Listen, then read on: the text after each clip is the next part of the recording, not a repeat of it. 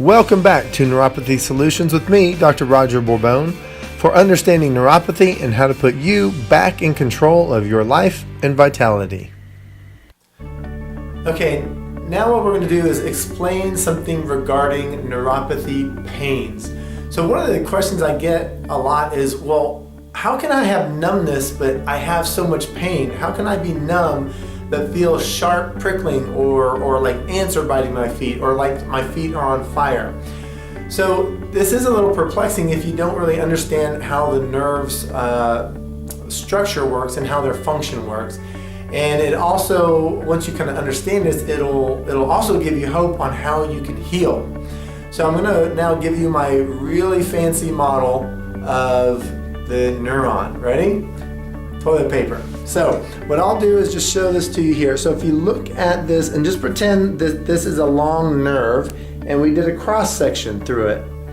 And as you look at it, you can see there's a big bundle here, a fascicle, and then there's smaller fibrils in there.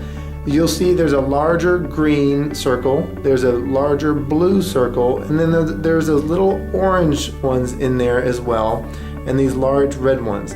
What we're looking at here is a very high-tech version of a nerve. And so if we look at the large green ones, for example, that's a large nerve carrying motor or movement or action fibers. So from the nervous system out toward the body. And then if we look at the large blues, there are different kinds of blues that carrying different kinds of sensory input. It could be vibration, could be fine touch, could be two-point discrimination. And then we can have these small fibers that can carry things like heat, cold, stuff like that.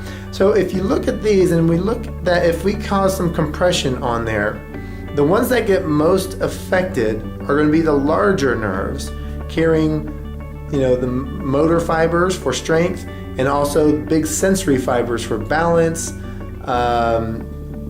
awareness and stuff like that. Whereas the smaller fibers carrying some pain sensory input is less affected by the compression. This compression can happen from toxicity and inflammation. It can happen from physical trauma, but anything that impedes on that area will more affect the larger nerves than the smaller nerves. Why is that important? The larger nerves, there are a lot of the small fiber nerves carry pain, where a lot of the larger nerves are carrying other modalities. So think of it for a moment kind of like if your brain was the computer and I had dial-up on one side and DSL or whatever was the fastest, Google Fiber or whatever, something fast over here, something slow over here. They both go to the brain, but whoever gets there first is what you will perceive. So as long as the large cable is in the game, it's going to beat the slow pain fibers. And that's what you're going to perceive. But if you start taking that out of the mix and only the slow fiber goes to the brain, then what you're going to perceive is pain. And that could be burning, it could be sharp, it could be cold, it could be pins and needles. But as long as these large fibers get out of the game, the small fibers will get perceived. And this is why sometimes we'll get different kind of descriptions of, hey, I feel like I've got a tight leather sock on. Well, now I feel it's a little bit less tight, but it's still like a rubbery feel. And then suddenly I don't have a sock anymore as we go through the care plan. Or, I went from having no pain at all, complete numbness, where none of the fibers were registering, to now I'm feeling some pain. Well, that's actually not that bad of a thing because we're starting to get the nerve to respond. And we move from sensations of pain and then back into normal functioning.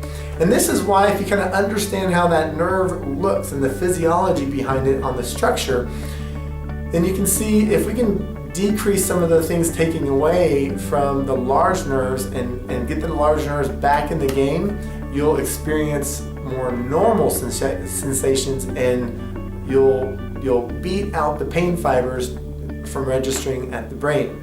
The last thing on this model is if you look at the big red dots here, these are your blood vessels.